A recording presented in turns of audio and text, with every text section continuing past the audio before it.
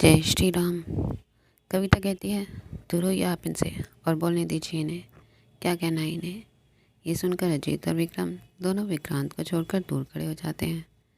तब अभी अजीत धीमी आवाज में कहता है, आज तो बुरे फंसे। विक्रम कहता है, मुझे तो सोनिया की बहुत याद आ रही है, वो होती तो सब संभाल लेती।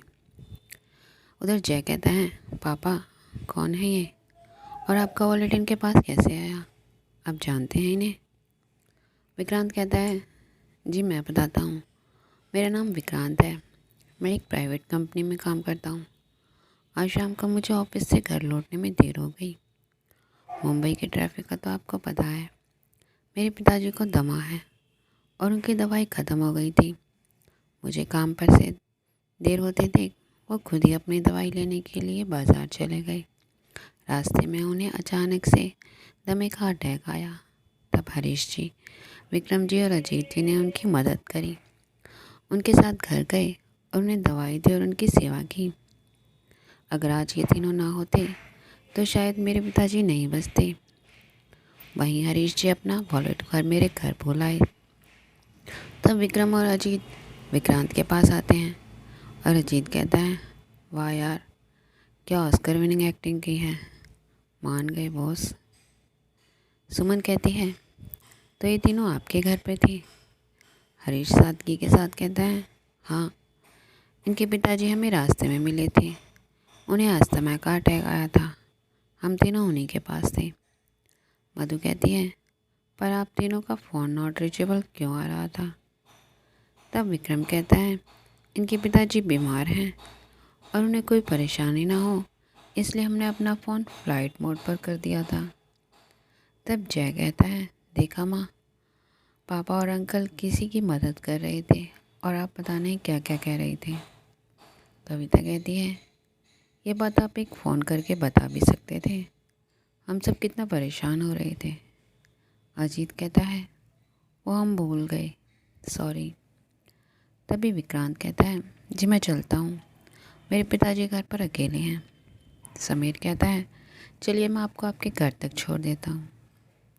तब हरीश, विक्रम और अजीत तीनों एक साथ कहते हैं, नहीं। तब सब चौंक कर उन तीनों की तरफ देखते हैं।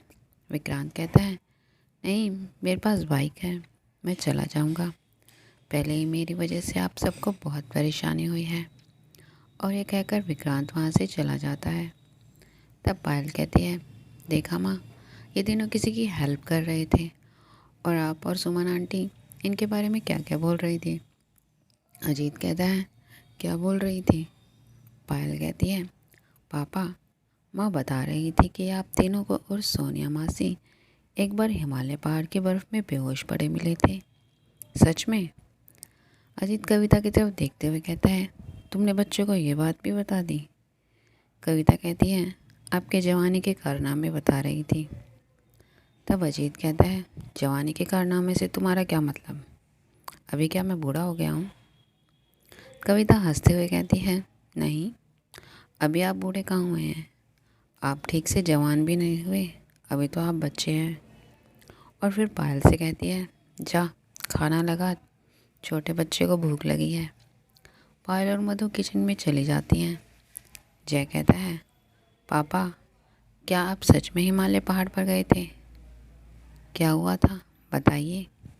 तब हरीश कहता है, ये एक लंबी कहानी है, अभी रात भी हो गई है और नींद भी आ रही है, फिर किसी दिन सुनाऊंगा।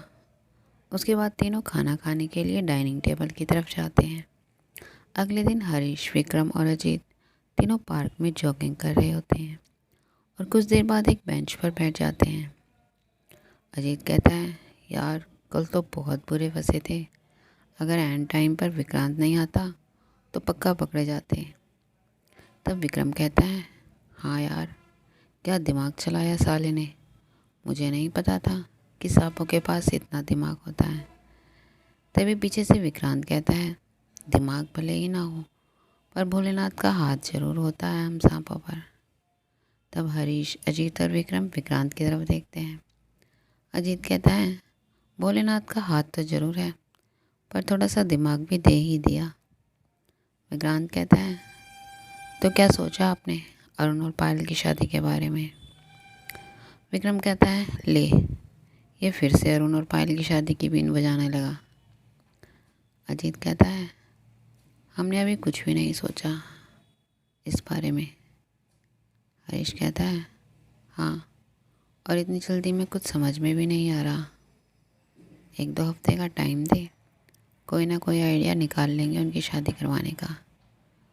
विक्रांत पास की एक बेंच पर बैठता हुआ कहता है, इतना समय नहीं है मित्र। तभी अजीत उसे टोकता हुआ कहता है, ओए, पहले तो तू हिंदी में बात कर। ये मित्र वित्र किसी ने सुन लिया ना तो प्रॉब्लम हो जाएगी। शेष कहानी अगले भाग में। जय श्री राम।